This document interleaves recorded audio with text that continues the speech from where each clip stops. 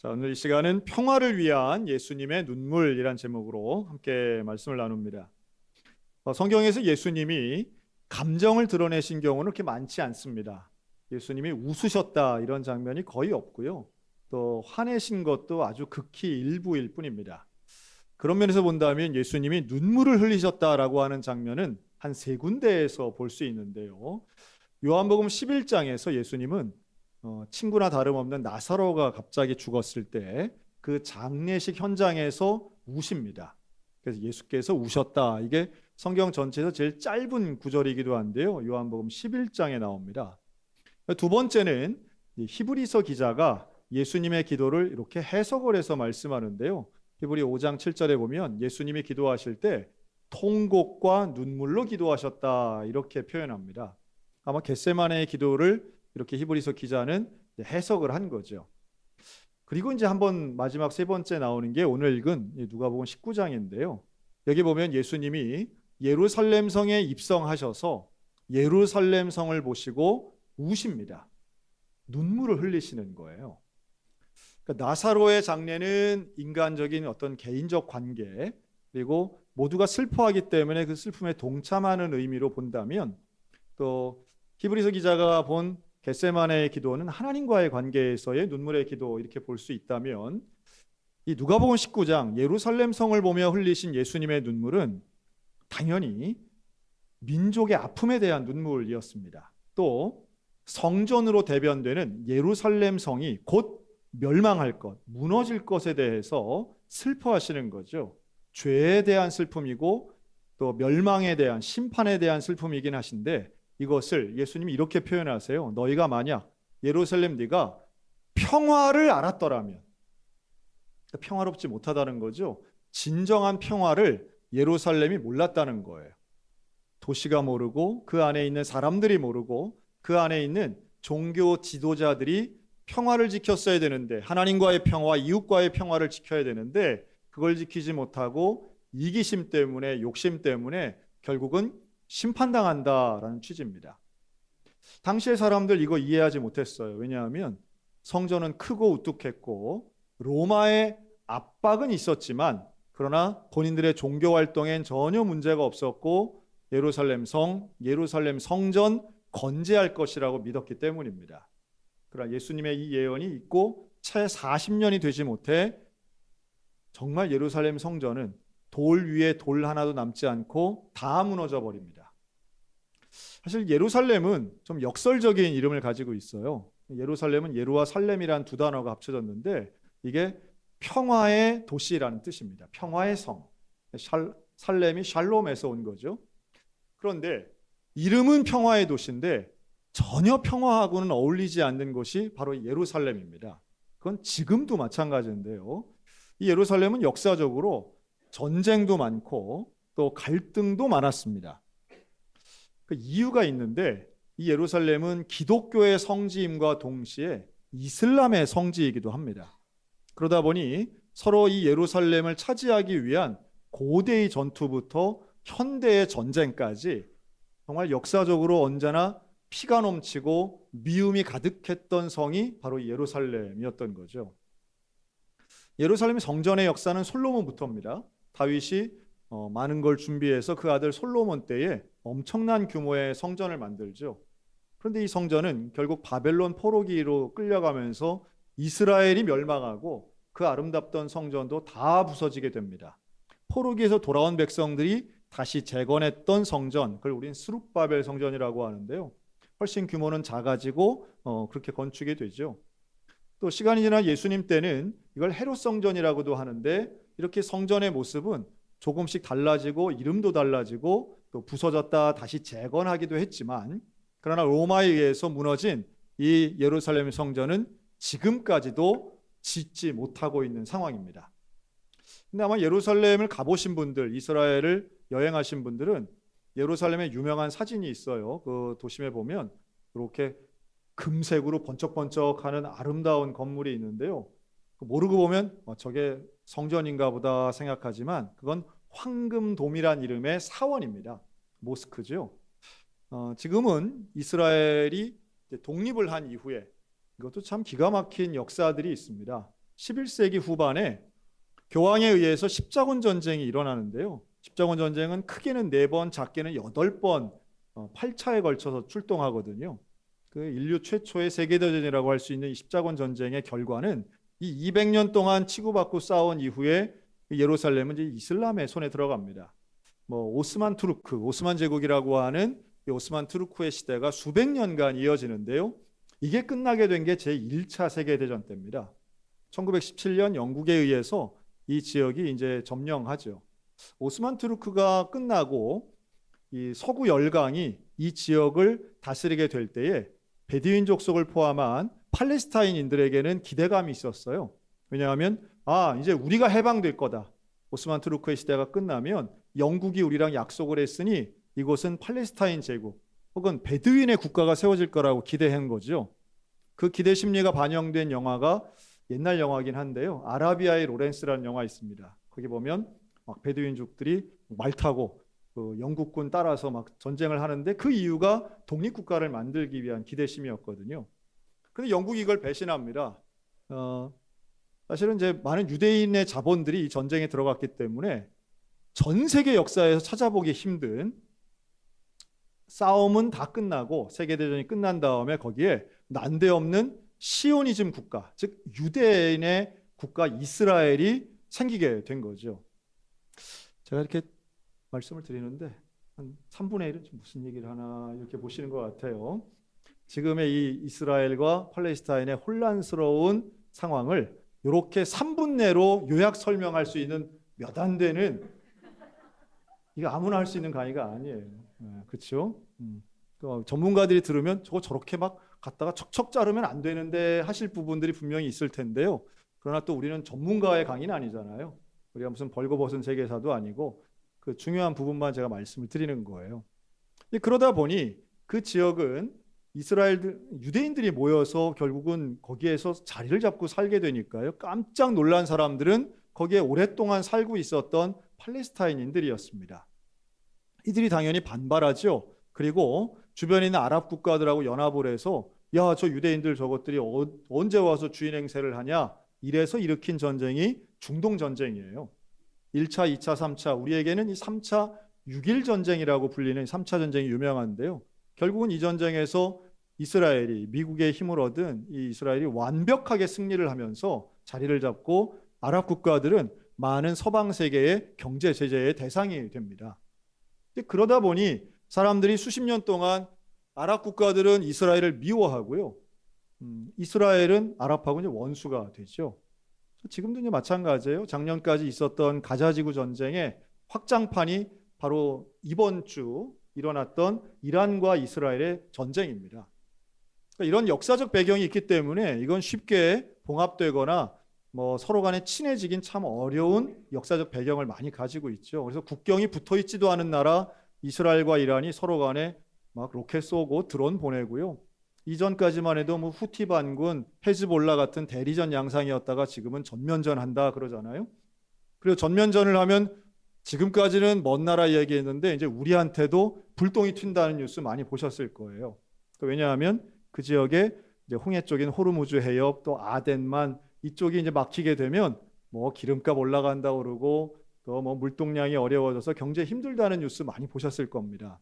그만큼 이 국가적인 관계에서도 긴밀하지만 이 원수적 관계를 가지고 전쟁을 하고 있는 저 나라의 문제를 보면 예루살렘은 평화의 땅이 아니라 사실은 분쟁의 땅, 전쟁의 땅인 거죠. 예수님이 좀 길게 보면 이러한 전쟁의 모든 상황을 아시고 눈물을 흘리셨다라고 하는 해석도 저는 가능하다고 생각이 듭니다. 그러니까 지금의 모습 보면 또 얼마나 슬프시겠어요. 막 로켓가 떨어지고 다들 막 건물이 부서지지 않습니까? 저 그런 거 뉴스에 보면 야, 가슴이 철렁하고 참 무섭다. 왜냐하면 우리나라도 지금 휴전 상태이고 사실 한반도는 여기에 사람이 산 이후에 지금 우리는 가장 평화로운 시대를 살고 있어요. 그렇죠? 삼국시대, 고려시대, 조선시대 할 것 없이 언제나 전쟁의 위협이 있고 외세의 침략이 두려웠던 시절이 있었는데 지금 우리는 마치 현재의 평화가 과거에도 있었고 앞으로도 이럴 거야 라고 하는 좀 근거 없는 확신들을 갖고 있는 것 같습니다. 그러니까 전쟁은 언제든지 일어날 수 있고요. 전쟁의 위협은 세계 곳곳에 있습니다. 우리나라 뉴스에 자주 안 나와서 그렇지 바로 지난달까지 파키스탄과 인도는 전쟁을 했습니다. 그리고 양 국가가 다 핵무기를 가지고 있기 때문에 핵무기를 쓰는 위협이 아주 코앞까지 와서 5천만 명이 한꺼번에 죽을 수 있다, 이런 전망이 나온 적도 있어요. 이게 지난달 이야기입니다. 여전히 지금 우크라이나 전쟁 진행 중에 있죠. 근데 이렇게 하늘로부터 막 미사일이 떨어지고 폭탄이 떨어지는 거, 이거 먼 나라 얘기가 아닌 게 70년 전 우리나라도 그랬던 거죠.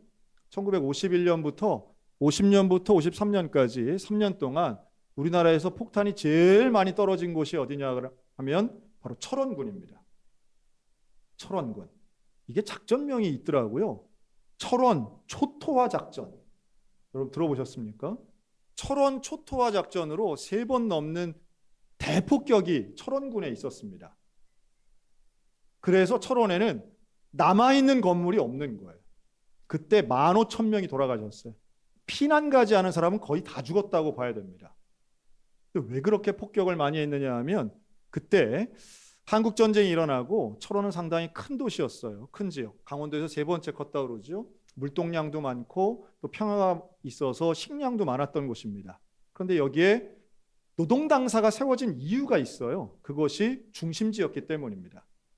그래서 북한군도 또 남한 사람들도 섞여서 살았던 것이 철원군인데, 여기를 폭격을 해서 15,000명이 죽고 여기 모든 건물들이 다 부서집니다. 그중에 집중적으로 부순 건물이 있는데 그게 바로 예배당 건물이에요. 왜 그랬을까요? 당시에 철원군에서 제일 좋았던 건물들이 대개 예배당이기 때문입니다. 외국인 선교사들이 정말 아름답게 지었던 그 건축물들 하나같이 북한군의 소유가 되어서 거기를 일종의 병원처럼, 또 때로는 사령부처럼 썼기 때문에 일부러 여기를 폭격을 했는데, 누가 그렇게 폭격을 했냐 하면 유엔군이 폭격을 한 거예요. 북한군이 아닙니다. 소련 전투기도 아니에요. 유엔군이 폭격을 합니다. 북한군을 괴멸하기 위한 작전이었어요. 그 와중에 우리 철원 성결교회도 흔적도 없이 사라지고요. 그 와중에 철원에서 제일 오래된 철원 제일감리교회도 완전히 파괴됩니다. 그 파괴의 현장을 지난 목요일 우리 구역 선교회들과 함께 갔었죠. 가서 그 무너진 돌더미를 붙잡고 기도했습니다. 다른 기도가 아니라, 하나님 이 땅에 평화를 주옵소서. 하나님 이 땅에 평화를 주옵소서. 평화를 위해 기도하는 건 과거형이 아닙니다. 현재도 마찬가지고 앞으로도 마찬가지예요. 대한민국을 사랑하는 마음으로 우리가 당연히 기도해야 되는데, 그 기도의 방향은 평화여야 된다는 겁니다. 여러분, 평화는 전쟁이 없는 것만이 평화가 아니라, 평화는 하나님의 원리가 다스릴 때에 진정한 평화가 임하게 될 줄로 믿습니다. 그 예수님이 그 말씀을 하시며 눈물을 흘리시는 거예요. 대한민국에 군인이 있는 이유가 있습니다. 여러분, 군인은 왜 있을까요? 군인은 전쟁하기 위해서 있는 게 아니라 역설적이지만 평화를 지키기 위해서 있는 것입니다. 우리나라는 전 세계에 몇 되지 않은 의무 복무 기간이 있는 국가입니다. 누구나 병역의 의무가 있는 나라가 우리 대한민국이죠. 사실 오늘은 특수선교주일이기도 하고요. 저는 오늘 좀 여러분들과 함께 우리 군인들에 대해서 좀 기도를 하기를 원합니다. 왜냐하면 군인이 있어야, 군복무를 한다는 것은 그만큼 나라의 안보와 평화를 지키는데 아주 직접적이면서도 중요한 임무가 부여되기 때문이에요. 한국전쟁 때 사실은 파괴하는 일도 군인들에 의해서 이루어졌지만, 다시 재건하는 일도 군인들에 의해서 이루어졌습니다. 그 덕을 제일 많이 본 도시 중에 하나가 바로 우리 춘천시인데요. 이 춘천에 1951년, 사실 한국전쟁이 막 일어나고서는 일부러 다리를 다 폭파를 했죠. 그런데 군인들에 의해서 다리가 다시 재건됐습니다. 그 중에서도 제일 긴 다리가 하나가 재건되는데, 그때 미국 공병대가 와서 1951년 7월 달에 단 26일 만에 지금보다도 70m가 더 긴 570m짜리 나무로 된 다리를 만듭니다. 그 위치가 어디냐면 현재의 소양 2교입니다. 나중에 1960년대에 이제 콘크리트로 이 다리 소양 2교가 만들어지는데요. 그 전에 전신으로 나무로 만든 다리가 놓아지게 되는데, 그 나무 다리가 포니 브릿지였습니다. 왜 포니 브릿지라고 했냐면 당시 미국 공병대 대령 이름이 이 프랭크 포니였던 거예요. 근데 이 사람은 청천강 전투에서 죽습니다. 전사합니다. 정말 젊은 나이에 한국 땅에 와서 전투를 하던 공병대 대장이 전사를 하게 되는데요. 그 이름을 추모해서 그 다리를 만들고 포니 브릿지라고 이름을 정한 거죠. 우리 한국인들도 이 포니 브릿지에 대한 기억을 잊지 않기 위해서 기념비를 만듭니다. 그리고 그 기념비는 2014년까지는요, 우두동 아파트 앞에 있었다가 그걸 2014년에 현재 소양강 처녀상 앞으로 옮기면서 아주 근사하게 새로 새 단장을 했습니다. 아마 다 보셨을 거예요. 그 기념비는 전체가 다 영문으로 돼 있어가지고 읽기가 편합니다. 아주 누가 봐도 이거 포니 브릿지구나 하고 그냥 아주 쉽게 영어로 다 돼 있어요. 제가 그걸 보면서 그 앞에 이렇게 산책을 하면서 여러분 우리 소양 2교부터 저 춘천 대교까지의 그 길에는 정말 많은 비석들이 세워져 있어요. 그렇죠? 유엔군 참전 기념비, 또 국군 용사비, 이렇게 여러 가지의 기념비들이 세워져 있는데요. 그 왜 그렇게 많이 세웠을까요? 잊지 말자고 세운 겁니다. 기억하자고 세운 거죠. 여러분 한번 꼼꼼히 한번 읽어보셨으면 좋겠습니다. 그 중에 하나가 포니 브릿지 기념비예요. 이 땅에 와서 희생한 미군들, 또 정말 많이 죽은 국군들, 그들을 생각하면 한반도의 평화가 그냥 있는 게 아니다. 그리고 지금 현재 복무 중인 군인들을 위해서 기도하는 건 최소한 접경 지역인 우리 춘천 강원도민들에게는 정말 당연한 일인 거죠. 여러분 예수님이 눈물로 기도하시잖아요. 그런데 예수님은 나라 사랑하는 마음으로 기도하신 거예요. 근데 이 애국심이라고 하는 건 애국심이 곧 신앙 자체는 아닙니다. 애국심과 신앙은 조금 다르죠.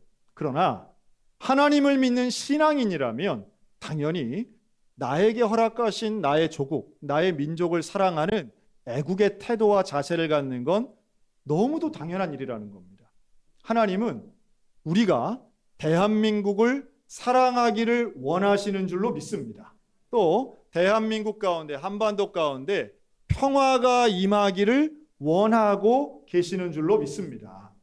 이 일을 위해서 우리는 당연히 현직 군인들을 위해 기도해야 됩니다. 제가 지난주에는 소방관, 이번 주는 군인, 우리 나라를 위하는 일 중에 좀 이런 분들 위해서 좀 기도해야 되지 않겠나 생각이 들어요. 현재 우리나라는 육해 공군 그리고 특수부대 해병대까지 포함해서 전체 군인이 얼마나 있느냐 하면 46만 8천 명 있습니다. 이게 얼마나 줄어든 숫자냐 하면 30년 전엔 거의 100만이었고요. 10년 전만 해도 60만 대군, 50만 대군 이야기 했거든요. 근데 그 숫자가 무너지고 소위 말한 의무 복무 사병들의 숫자가 급격하게 줄기 때문입니다. 물론 육군이 제일 많긴 한데요. 육군 사병 기준으로 봤을 때 복무 기간이나 이런 거 잘 모르실 거예요. 지금 현재 육군은 18개월 의무 복무 기간이에요. 그리고 해군이 20개월, 공군이 21개월입니다. 상당히 짧아졌죠. 아마 월급 올랐다는 거 다 아실 거예요. 월급이 2등병 들어가면 80만 원, 전역하는 병장이 150만 원 정도 받습니다. 근데 그렇긴 한데 중요한 건 그 줄어든 숫자만큼 물론 뭐 기술력으로 혹은 뭐 다른 것으로 국방력을 키운다라고 말하지만 제가 보는 목사로서의 제 시각은 그런데 중요한 건 그 가운데 복음화율은 너무 낮아져 있다라고 하는 거예요. 400명이 넘는 대대병력 가운데 세례받은 사람이 한 명도 없어서 군종병을 뽑을 수가 없는 교회가 지금 현실이고요. 우리에게는 이제 군종장교라고 그러죠. 군목, 군승, 또 군신부 제도가 있는데 역대 최저 인원입니다. 지금 약 300명 정도의 군종장교생들이 있습니다. 가장 숫자가 적어요. 군 창립이래. 이 빈자리를 지금 누가 채우고 있느냐 하면 군 선교사, 민간인 목사님들이 채우고 있습니다. 군부대 교회에 민간인들이 들어가셔서 선교사역을 하고 있는데 우리가 후원하는 백대대 횃불교회가 여기에 해당이 되죠. 군 선교사만 지금 약 400명 정도가 있습니다. 여러분 기도해 주실 때에 당연히 오늘 국군장병위에서도 기도하지만 오늘 주보에는 현재 우리 교회 성도들 중에 군복무 중인 장교, 간부, 사병들 명단이 있지만 지금은 보지 마시기 바랍니다. 뭐 봐봤자 누군지 잘 모르실 거예요. 대부분 우리 교회 좀 출석하지만 아들 자녀가 아들이 군대 입대한 부모가 아니고서는 보시면 누가 누군지 잘 모르실 거예요. 기도해 주시길 바라는 의미로 오늘 주보에 넣었습니다. 특별히 오늘 이 예배에 참석한 현역 군인 축복합니다. 네, 군복도 입고 딱 오신 우리 현역 군인들 축복하고요. 이들을 위해서 기도하는 건 마땅한 일이고, 특별히 한반도가 정말 평화가 정착되고 그러기 위해서는 당연히 국민들이 하나가 되어야 되겠죠. 서로 미워하고 혐오하고 또는 원수처럼 지낸다면 우리 안의 평화가 깨지는데 어떻게 다른 나라와 평화롭게 지낼 수가 있겠습니까? 예수님이 말씀하시고 원하시는 이 평화와 샬롬의 원리는 결국 개인적이면서도 공동체적인 것입니다. 가정의 평화가 있어야 되겠고, 교인들 간의 평화가 있어야 되겠고, 백성들 간의 평화가 있어야 되는 것 당연한 이야기죠. 모세도, 사도 바울도 나라와 민족을 위해서 기도했습니다. 특별히 모세가 기도할 때 백성들, 히브리 백성들의 범죄를 위해 기도할 때 하나님, 이들을 용서해 주십시오. 이들의 죄를 정말 용서해 달라고 하는 그 모세의 기도는 자기의 목숨을 걸고 했던 기도였습니다. 사도 바울도 마찬가지인데요. 골육 친척들을 위해 기도할 때에 바울의 기도는 너무도 명확했어요. 하나님, 차라리 내가 죽더라도 내 골육과 친척들이 구원받기를 원합니다. 여러분, 나라와 민족, 이웃과 조국을 위해 기도하는 것은 하나님이 우리에게 맡기신 사명입니다. 또 그것이 내가 온전하고 안전할 수 있는 방법이기도 합니다.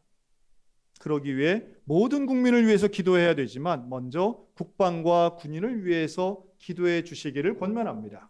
하나님이 우리에게 맡기신 기도의 제목이고 사명이라고 믿습니다.